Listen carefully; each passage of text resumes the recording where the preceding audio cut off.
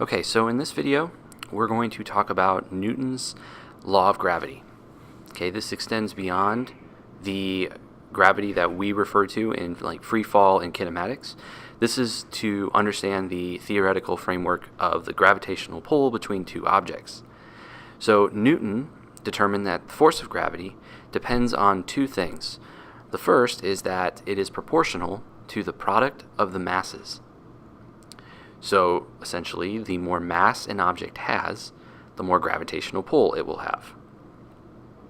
But he also found that the force of gravity is inversely proportional to the distance squared between the objects. Okay, essentially saying that the further away you get, the weaker the force of gravity becomes.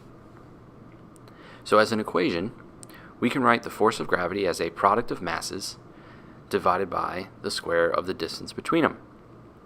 So let's imagine two objects here, each with a mass. Okay, and they are separated by a distance r. Now it's important to note that the distance r is measured between the centers of the objects. So if we were going to do the force of gravity between you and the Earth, we wouldn't measure you standing on the surface of the Earth as a distance of 0. You standing on the surface would be a distance of the radius of the Earth, because it's measured from center to center. Now, when Newton first came up with this equation, there was an unknown constant that later, through other experiments about 200 years later, this constant was known as the universal gravitational constant. Okay, and it has a value of 6.67 times 10 to the negative 11th Newton meter squared per kilogram squared. Okay, and the units just come in to make the equation dimensionally consistent.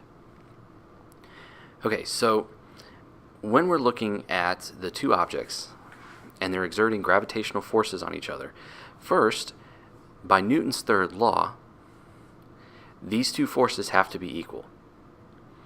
Okay, so the size of the two masses will not matter when it comes to how much gravitational pull they exert on the other.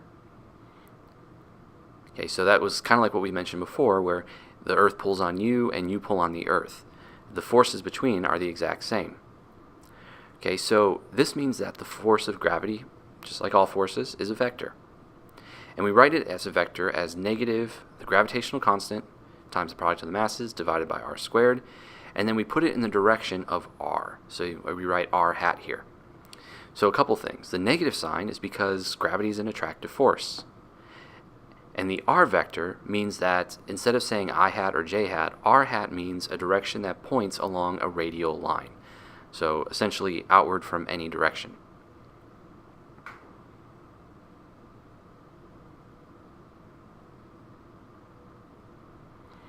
Okay, so now that we've identified the force of gravity, there's another aspect that we can look at, and that is when we look at the acceleration due to gravity. Okay, now what we're essentially talking about here is the presence of a gravitational field.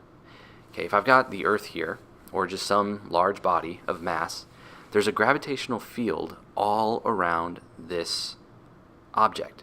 So if I put a mass anywhere in that field, gravity is going to attract it.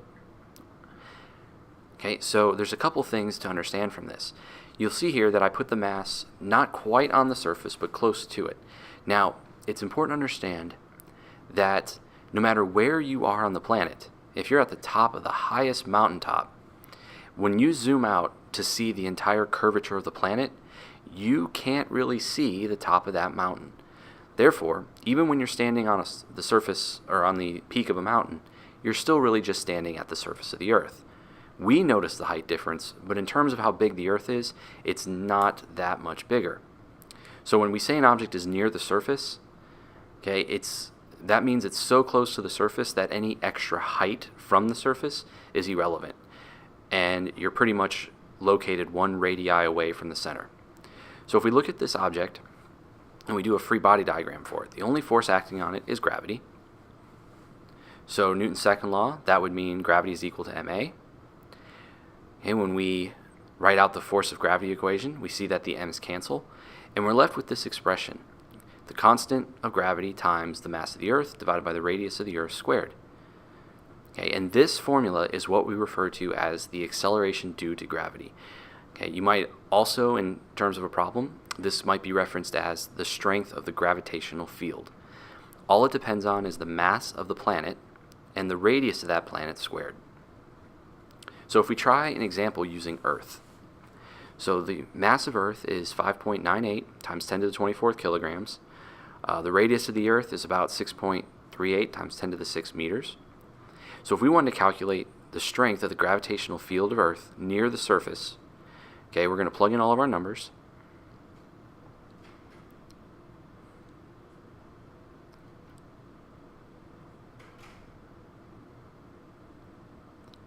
Okay, divided by the radius squared.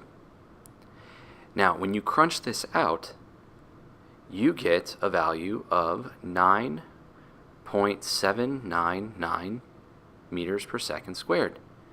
Now, if you think about this, if we round that up, that's exactly equal to 9.8, which is the number we've been using for the entire class. And what we've done then is we've theoretically proven what the experimental value of gravity should be. And so that is our expression to determine the strength of a gravitational field.